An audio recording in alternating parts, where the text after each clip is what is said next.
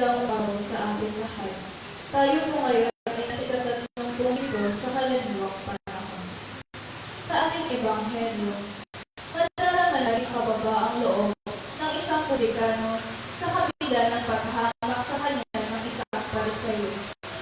Kinagda siya ng Diyos dahil sa kanyang dasal mula sa mapagkumbabang puso. Ngayong linggo, ipinagdiriwang din natin ang linggo ng kapalayan para sa mga binanggo. Inaanyayahan tayo ng Diyos na huwag tingnan ng mababa ang ating mga kapatid na nasa loob ng bilangguan. Bagkus, ipanalangin natin sila na magdulot nawa ng panibagong buhay ang panahon na ginugugol nila sa iba. Sa pagsisimula po ng ating lisanan sa kalibutan.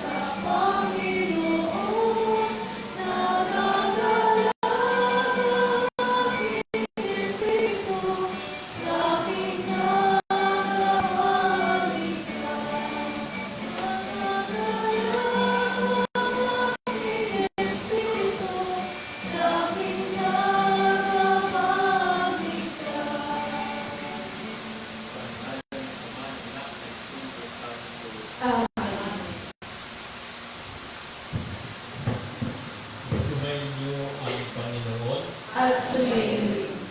Mga kapatid, ika-30 linggo na karaniwang panahon at tayo ay nalapit na rin sa kapistahan ng Kristong Hari sa katapusan ng buwan ng Nobyembre.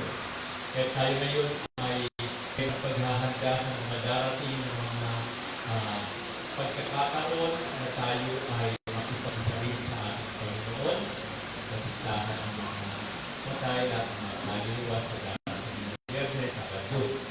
Tayo ngayon ay lumulog sa pinigilay ng Panginoon na mayroong pag-amin sa ating mga kasalanan. Panginoon, ikasala po kami sa iyo, Panginoon, kaawaan kami. Panginoon, kaawaan kami. Ipadaw mo sa amin ang iyong awa at pag-ibig. Kristo, kaawaan kami.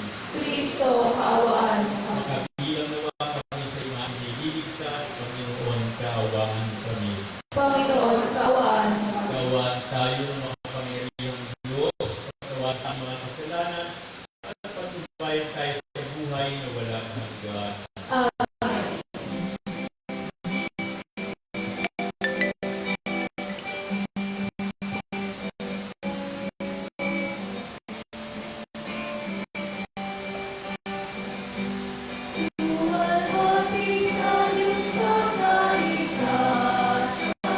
Hallelujah.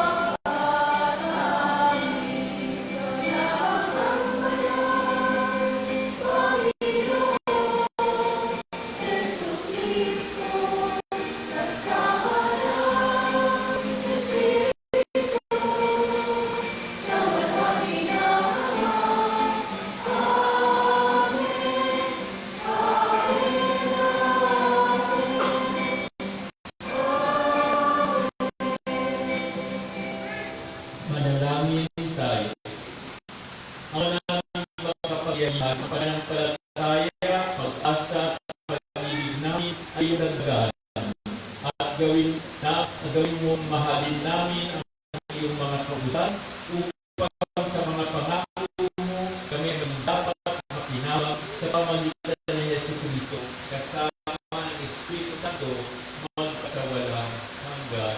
Amen. Magsiyo po lahat at makinig sa pagpapahayag ng salita ng Diyos. Sa unang pagbasa, ayon sa pantas sa Sirach, ang dalangin ng mga mapagkumbaba ay lumalagpas sa mga ulat at umaabot sa Diyos. Pabasa mula sa aklat, Isra. Ang Panginoon ay Diyos ng kapatid. Wala siyang inatanging sino man. Hindi siya kumikiling kaninuman laban sa mahirap. Sa halip, agad niyang dinirinig ang naaapi. Lagi niyang dinirinig ang daing ng ulila at ang pagsusano ng balong nagsasaysay nangyari sa kanya. Pinalulugdan ng Diyos ang pagdili ko sa Kanya ng buong puso. Ang panalangin nito'y agad nakaaabot sa langit. Ang dalangin ng mapagkumbaba ay lumalampas sa mga ulat at hindi tumipigil hanggang di dumarating sa kinauukulan. Hindi humihinto hanggang di napansin ng kataas-taasan at iginagawa ang katarungan na nasa katwiran. Ang salita ng Diyos. Salamat sa Diyos. Dukhang sa Diyos tumatawag ay Kanyang iniligtas. Dukhang sa Diyos umatawag ay Kanyang ililigtas. Panginoon ay aking laging pupurihin, sa pasasalamat di ako titigil. Aking pupurihin Kanyang mga gawa, kayong naaapi, makinig, matuwa. Dukhang sa Diyos tumatawag ay Kanyang ililigtas. Nililipon niya yaong masasama, hanggang sa mapawid sa isip ng madla. Agad dinirinig, daing ng matwid, inililigtas sila sa mga pamani. Dukhang sa Diyos tumatawag ay Kanyang ililigtas. Tumutulong siya sa sisiphayo, ang walang pag-asay, hindi binibigo. Mga lingkod niya'y Kanyang ililigtas, sa napapukupok silang lumilihap. Dukhang sa Diyos tumatawag ay Kanyang ililigtas. Sa ikalawang pagbasa, sa pagharap niya sa kamatayan, ipuputong kay San Pablo ang isang korona, tanda ng tagumpay sa lahat ng kanyang paghihirap.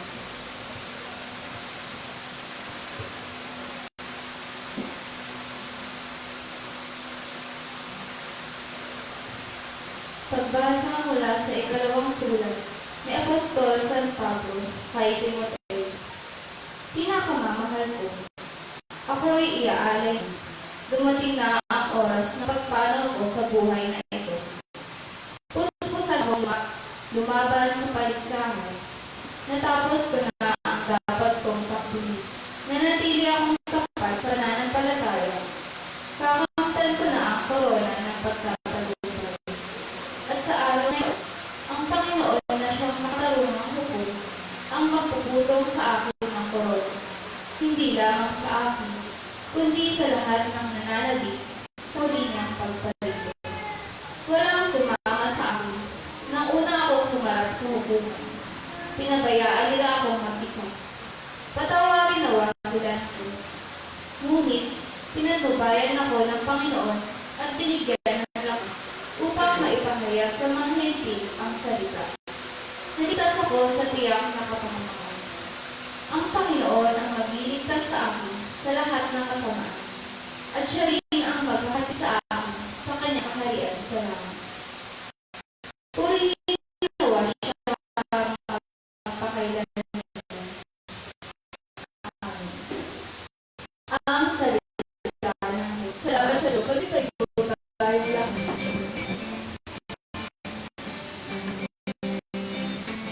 Hallelujah.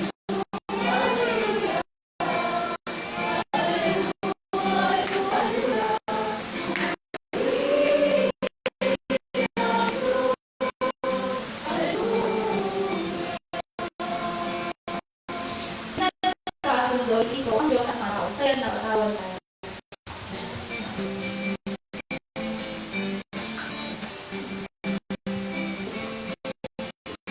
Alleluia, alleluia, alleluia, alleluia,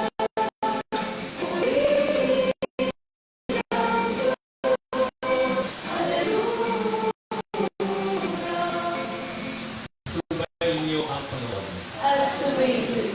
Ang mabuting balita ng Panginoon ayon kay San Lucas. Papuri sa iyo, Panginoon. Noong panahon yun, sinabi ni Jesus ang talhanto sa mga taong ang tingin sa sarili ay matuwid at humahamak naman sa iba. May dalawang lalaki pumunta sa templo upang manalangin. Ang isa ay Pariseo at ang isa naman ay publikano. Tumitig ang Pariseo at pagpulong na nanalangin ng ganito. O Diyos, nagpapasalamat ako sa iyo pagkat ako katulad ng iba, mga magnanakaw, mga madaya, mga alya, kaya katulad ng publikano ito. Makalawa, akong nag-aayuno sa loob ng linggo, nagbibigay ako ng tapo sa nakukita. So, ang publikano ay nakatayo sa malayo, hindi man namang makatingin sa kundi na lugar at dibdib at sinasabi, O Diyos, mahabag po kayo sa akin at isa ang makasalanan. Sinasabi ko sa inyo, ang lalaking ito'y uwi na kinalulugan ng Diyos. Ngunit hindi ang isa.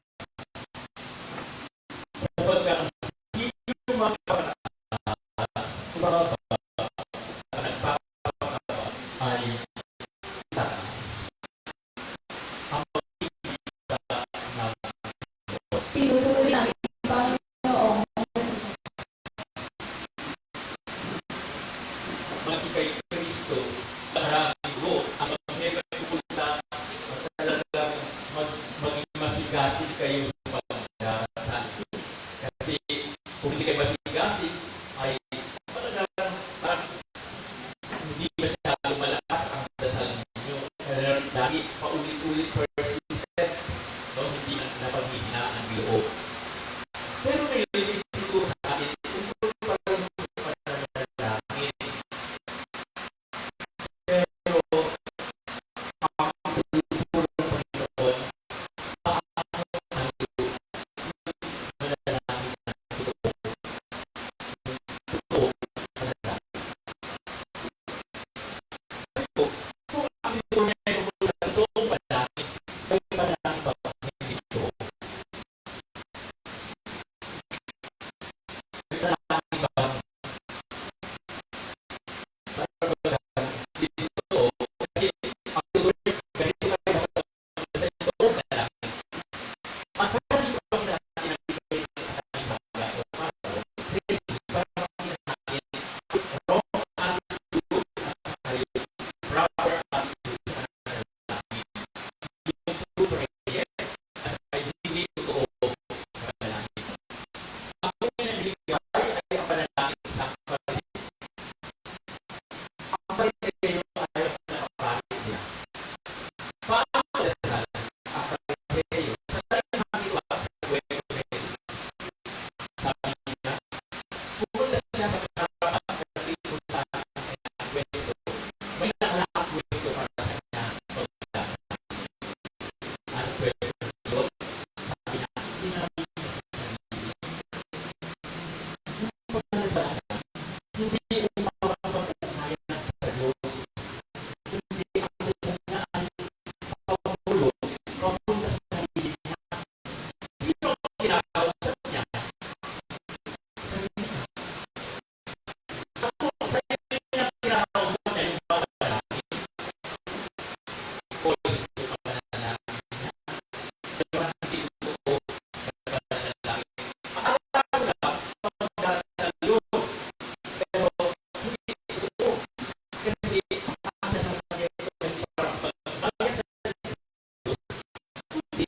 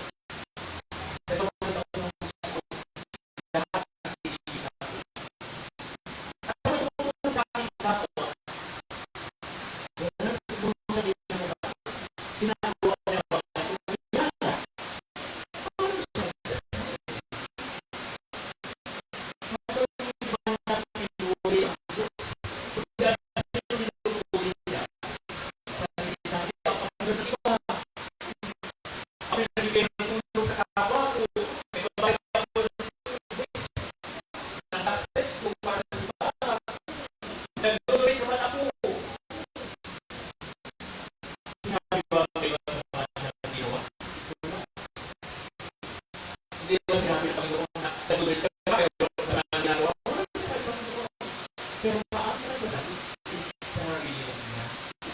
Kaya nga, sa ganun, mayroon naman isang tao nagdadasal din sa templo. Siya ay isang tax collector. Ang tax collector para sa mga panahon nila ay isang taong makasalanan. Kasi nagdaraya, nagpapayaman sa mga binabayan ng iba. Pero panahon nila kasi ang sinisigil ng bis ay hindi papunta sa kanilang development sa kanilang bayan, kundi para ibigay lahat sa Roma, sa emperador na Roma. Kaya nga, tao sa kanila ay makasalanan. At anong ginawa ng kasalanan na ito na nagpunta sa templo para magdasal?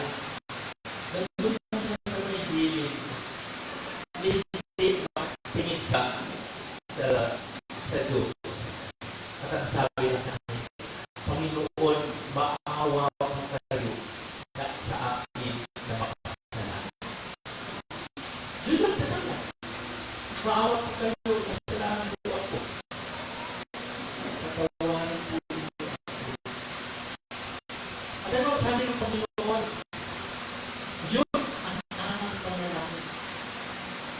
Sabi na umuwi yung dalawang ito, yung nauna, yung Pariseo, umuwi kung walang dalang biyaya ng Panginoon. Ang uwi ang kanya kabutihan na gawa, siya ang nagawa ngayon para sa kanya. Pero yung taong dinadagutan ng hindi pagkasalanan ako, gawa ng Panginoon, ako maawa kayo sa akin.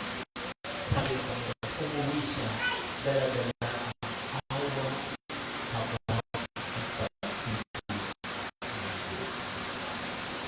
yun ang tamang pangalan. Alam mo kasi kung minsan tayo, ang tingin nyo sa aming kapatid, ay Father, banal kayo. Araw-araw nagmimisa kayo. Araw-araw nagdadasal kayo. Kami, hindi mo dapat magpagdasal o tingnan sa gabi. Sa pagdasakin, mag-krus na krus na. Eh kayo, araw-araw haba pa rin magdasal.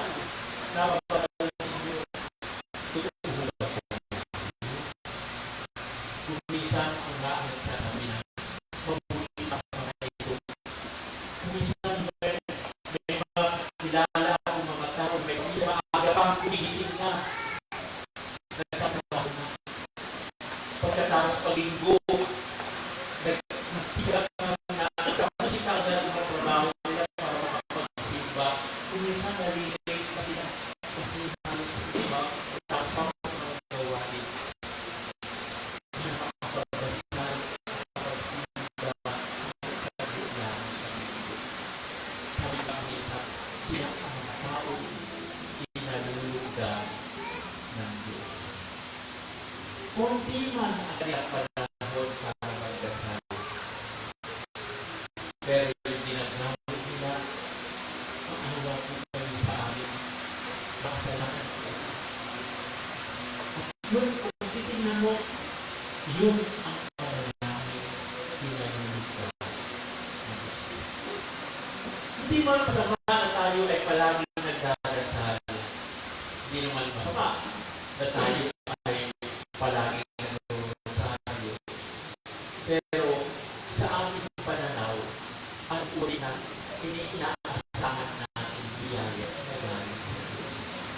Kung minsan parang dahil dasal po ako ng dasal, pagpunta ko sa langit, ay may pruweba pa ako.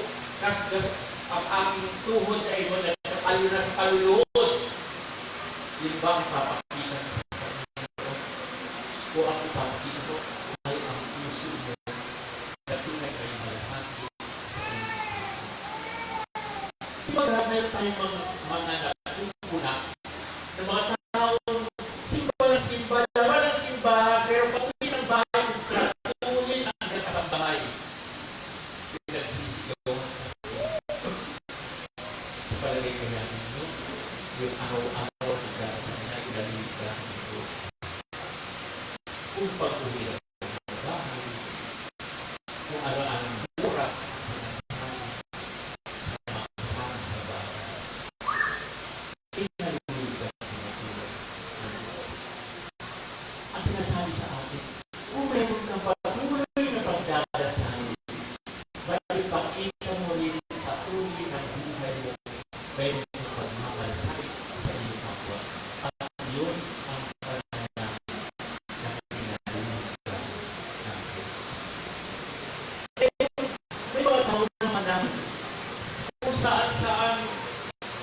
tambay namin. Kung titignan po ninyo ganito, sino-sino ba ang palagi mong kasama sa buong baghapon? Kung ang mga kasamang palagi sa buong baghapon ay mga chismosa, ano ang panalangin mo tungkol sa mga chismis din ang dadalhin mo sa panalangin kung palaging kasama ay chismosa? Kung ang palagi mong kasama ay mga nag-iinom na palagi, kaya panahon at lakas para ikaw ay magkasama. Kung ang palagi mong kasama ay ang mga tao, ang pinag-usapan ninyo ay tungkol sa kalagayan ng mga tao sa paligid ninyo kung paano matutulungan. Pagpasok mo sa simbahan, pagkasama, iba yung deep concerns kung paano mo makakatulong sa inyong tao. Kumisan, yung tunay ng panalangin natin ay nasasanin din sa puso ninyo kung kanino kayo nakikipagbabad. Kung nagbabad kayo sa mga chismis, sa mga basagulog, kung nagbabad kayo sa mga tao, ang pinag-uusapan ko ay paano tumulong sa kapwa. Nadudoon ang laman ng tunay na panalangin. Sabi naman ng isa sa akin, gano'n, tumutulong sa kapwa, hindi naman nakakaawang sa tulong. Ang tulong niya, kung tiyak, di man makapagbigay sa kanilang yaman. Hayaan na lang kaya natin sila, pareho pa rin. Bigyan mo ng pagkain ngayon, bukas, bubutong pa rin sila. Hindi mo nakulong. Alam niyo sa aking Mother Teresa. Si Mother Teresa, saint na po kami siya. Minsan po ay pumunta sa dito sa Pilipinas. Maalaala ko kasi pumunta dito sa Zambales. Si Mother Teresa. Pumunta siya sa Olonga po para itatag yung kanilang bahay ng missionary charity sa Kabalaan sa Olonga po. At kami ay, minsan ay mga pari ay kumakain kasama si Mother Teresa. At ang sabi sa akin, Mother Teresa, ay, alam mo, ang sabi ng iba, hindi naman, bakit ganito lang tulong ko sa tao, magbigay ng kain, magbigay ng gamot, pagkatapos nun, sa ang tanong sa akin, na iaahon ko ba sa kahirapan ng tao? Nakakatulong ba ako para yumaman ang mga tao? Para wala nang maghihirap ng mga tao? Sa mga Teresa, hindi ko kaya yun.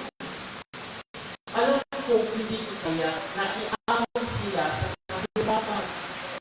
Alam ko rin, na kung bibigyan ko sila ng pagkain ngayon, bukas, tulong pa rin sila. Maghahanap pa rin sila ng makakain. Na kung bibigyan ko sila ng gamot, magkakasakit sila ulit, ay maghahanap naman sila ng tutulong para sa gamot. Pero ito lang yung nangalit ko. Kung magbigay ako ng pagkain ngayon, at least sabi naman, ngayon, maramdaman nila na may nagmamahal na mamasakit. Maramdaman nila kahit minsan lang na mayroong Diyos na nakakahalaan. Nagbibigay sila ng siyahan at para magkaluwang na kalooban sa kahirapan nila ay hindi sila nakakalimutan ng Diyos. Sa ating sarili, wala. Kung tayo magagawa na iaahon sila sa kahirapan. Pero ang maramdaman nila na kahit minsan sa buhay talaga nakapagmamahal sa pagkasakit mo, sabi ni Mother Teresa. Mahal makalimutan. Kaya nga po ang dapat natin gawin tayo ay nabibigyan natin ito, tumulong tayo sa kapwa. Hindi man natin maiahon sa kahirapan, maghihirap pa rin sila, pero pamamagitan ng pagtulong nyo sa kanila kahit konti, maramdaman nila na mahal sila ng Diyos sa oras na iyon na pinutulugan mo. Sa kapitulong, ang Diyos po ang bahala pag-ibig ko na iba pa ang pagtulong. At ang gagawin natin, tayo ay magdadasal pag-uwi po natin. Pagdadasal tayo, hindi tayo magmamalaki. Yung ulong po ako sa awa ko, hindi tayo magmamalaki. Kundi, Panginoon, maliit lang po ang aking nagawa. Hindi ko po sila iangkat sa kanila ka. Pero ikaw na po ang magbigay ng kaukulang pagpupunok ng pagmamahal para maramdaman nila na hindi sila pinagagawa ng Diyos. Yan po ang tunay na panalangin. Naintindihan niyo pa ang hindi tunay na panalangin at ang yung tunay na panalangin. Naway, umuwi kayo pagkatapos ng isa natin. Umuwi kayo, umuwi ng pagmamahal ng Diyos kasi tunay ang panalangin. Hindi tunay na panalangin na nagmamalaki panalangin. Sapagkat wala kayong kasalanan. Marami kang ginawang mabuti. Pero hindi kayo humihingi ng pagkawan at pagmamahal ng Diyos. Sana magpapit, magpasakil, tunay na panalangin ang unin, puno-puno ng blessing at Panginoon. Kung may lutang payag ang ating pananampalataya, sumasampalataya ako Sa Diyos, sa mga kapangyarihan sa lahat, na may gawa ng langit at lupa. Sumasampalataya ako kay Jesucristo, iisa ang anak ng Diyos, Panginoon nating lahat. Nagkatawang tao siya na lang ng Espiritu Santo. Ipinanganak ni Santa Maria Berner, pinagpakasakit ni Poncio Pilato, pinako sa pusa ay ibig, nanao sa kinaroonan ng mga yumaw, nang maikatlong araw na buhay na mabuli, umakyat sa langit, naluklok sa kanan ng Diyos ang mga makapangyarihan sa lahat. Doon ang magbubulang karilito at humukong sa nangubuhay at mamatay na tao.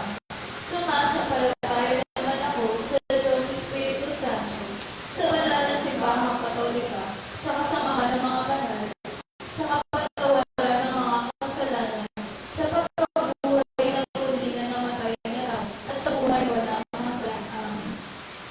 Ang Panginoon ay malapit sa mga aba, mga bilanggo at mga nagdadalanghabi. Ihayag natin ang ating mga kahilingan ng may karapatang Diyos. Panginoon, dinggin mo ang aming panalangin. Panginoon, dinggin mo ang aming panalangin. Magsilbi nawa ang simbahan at mga kinagawa ito sa sakramento ng awa at pag-ibig ng Panginoon para sa mga naniligaw ng landas na lakay. Panginoon, dinggin mo ang aming panalangin. Ikalagaw nawa ng mga kawali ng pamahalaan ang kanilang mga sarili sa tapat na paglilingkod sa mga mamamayan, lalo na sa mga kapuspalad at may hina, manalangin. Panginoon, dinggin mo ang aming panalangin. Nawa ang mga nasipitan ay kapuspas ng pag-asa tungo sa paglaya at pagbabagong buhay. Manalangin tayo. Panginoon, dinggin mo ang Nawa ang mga abogado, huwes, at mga siwas sa mga bilanggo ay manatiling tapat sa kanilang tungkulin at sikaping ibigay ang katawan. Manalangin tayo. Panginoon, dinggin mo ang aming panalangin. Nawa ang mga kapatid natin na mayabak na si Louis Porceno, Gaston Tizon Sr., Nilo Bellarmino, Dr.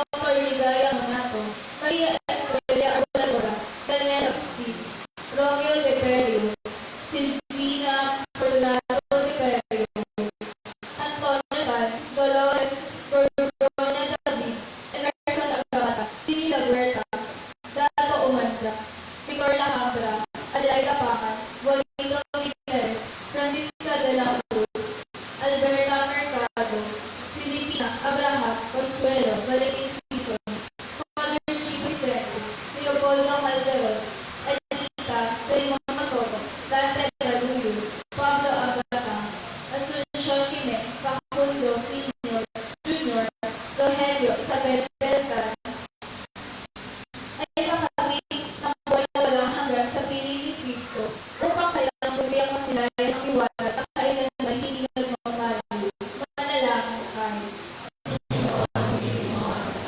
Sa ilang sandali ng katahimikan, ating panalangin ang iba pang mga pangangailangan at personal na attention ni Clarice Ann, Marjorie Ignacio, Jel Herrera, Ligaya Puerto, Rachel Mangalino, at ang mabilisang pagaling na Arlene Graben, at ang mga pangangailangan ng ating komunidad, pati na rin ang ating personal na kahilikan.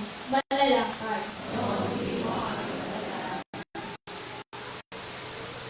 Panginoon, bigyan mo ang aming mga kahilingan at gawin mo kami na mula sa mga pangangailangan ng aming kapwa, lalo na silang nasa bilangguan at yung mga alipin ng pangamba at takot. Piniliin namin ito sa pamagitan ni Kristo, aming Panginoon.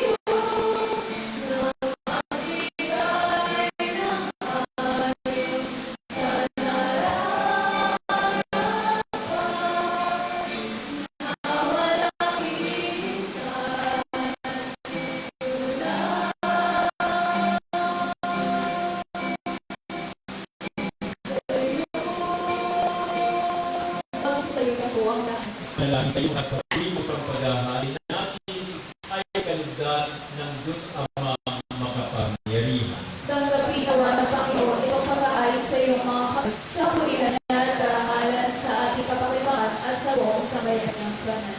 Ama naming lumikha at umayan mo ang mga alay na aming inihahain sa iyong kadakilaan upang ang paglilingkod na aming ginagampanan ay humantong sa iyong lalong ikadaran sa pamagitan ni Yesu Cristo kasama ng Espiritu Santo pagpasawalang hanggan.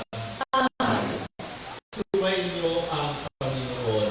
At sumayin Itaas sa Diyos ang puso at diwa. itaas na namin sa Panginoon. Pasalamatan natin ang Panginoon at ang Diyos. Parapat na siya ay pasalamatan. Ama namin kapangyarihan, tunay na parapat na ikaw ay aming pasalamatan. iyang loob kami ay iyong ibinukod upang iyong matampok sa kadakilaan ng lubos. Kahit na ikaw ay aming tinalikdan dahil sa aming pagkasawahan, gumawa ka pa rin ng magandang paraan, may manguna sa amin para ikaw ay baliktaran. Kaya ang iyong minamang anak ay nag-iisa sa mga taong hamak upang may kapwa kami mapagligtas sa aming pagkapahamak at pagkaligaw ng landas. Kaya kaisa ng mga anghel, nagsiawit ng papuri sa iyo nang walang humpay sa langit, kami nagbubuli sa iyong kadakilaan.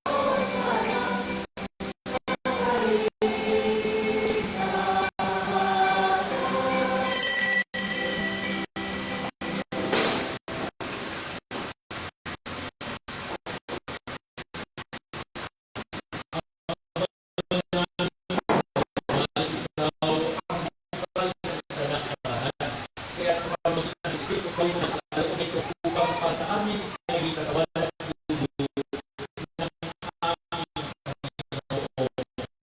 Panginoong Kristo. Bago niya pinag-iisa sa loob na maging handog, ginawa niya ang lahat. Pinasalamatan kanya, pinaghati-hati kayo, iniabot sa kanyang mga alagad at sinabi, tanggapin ninyong lahat ito at tayo, ito ang aking katawan na inunahandog para sa inyo.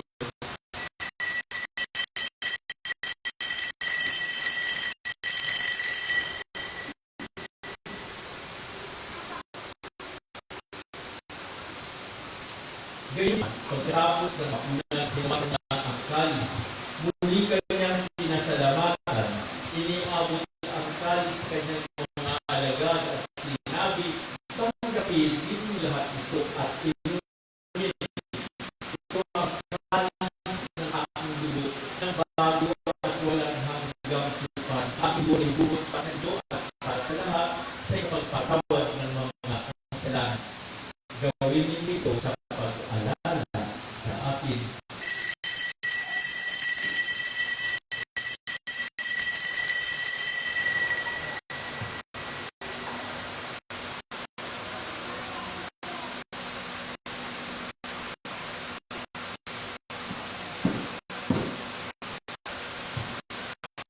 Ang misteryo ng pananampalataya.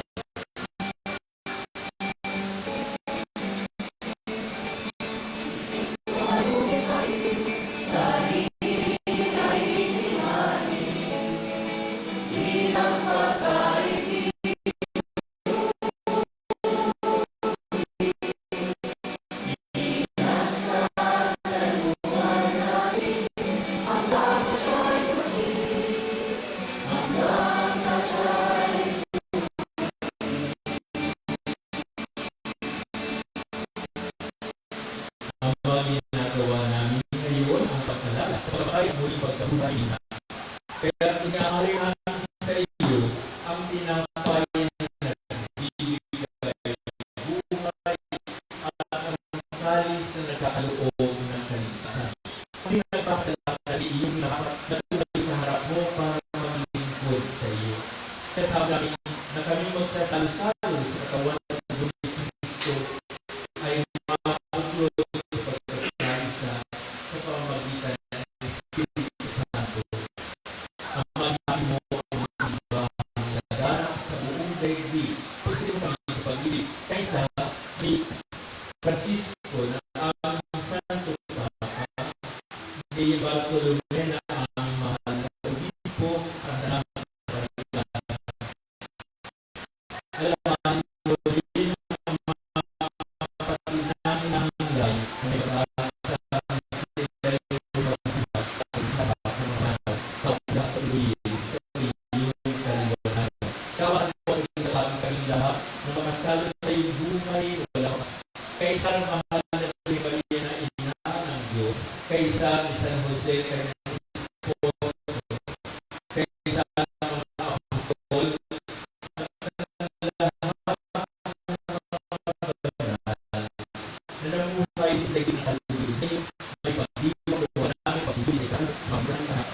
Panginoong Yesu Kristo. Sa pamamagitan ng Kristo, kasama niya at sa Kanya, ang lahat ng karangal at papuri ay sa iyo, Diyos Amang makapangyarihan, kasama ng Espiritu Santo, magkasawalang hanggan.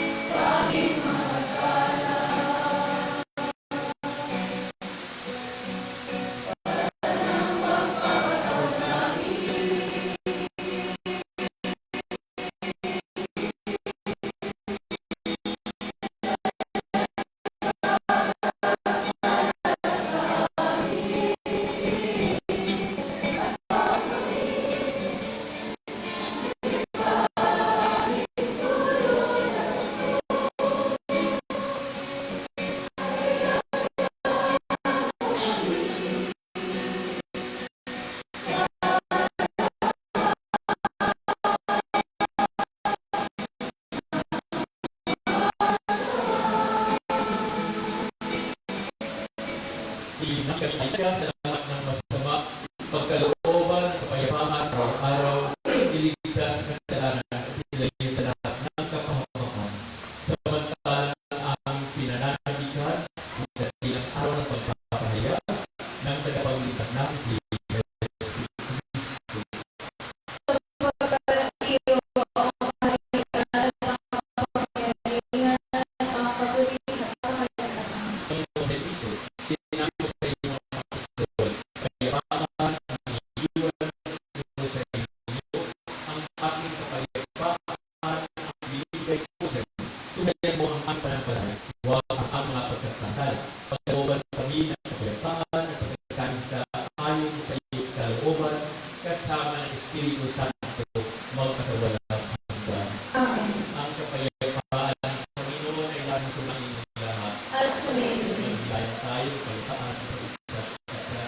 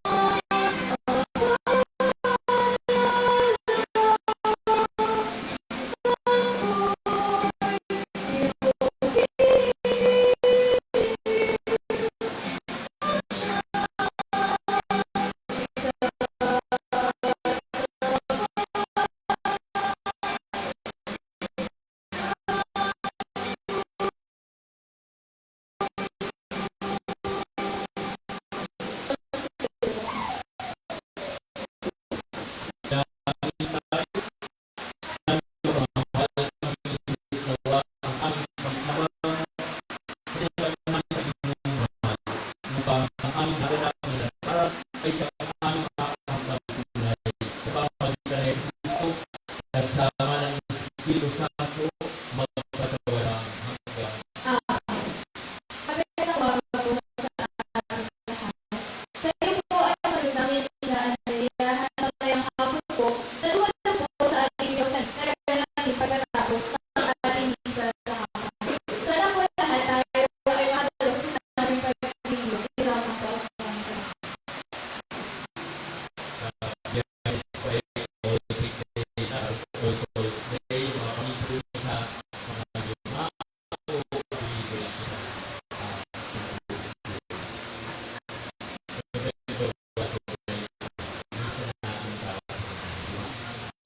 Sumainyo ang kalito. At sabihin, Dahil kayo at makapangyarihang Diyos ng Ama, Anak, at Espiritu Santo.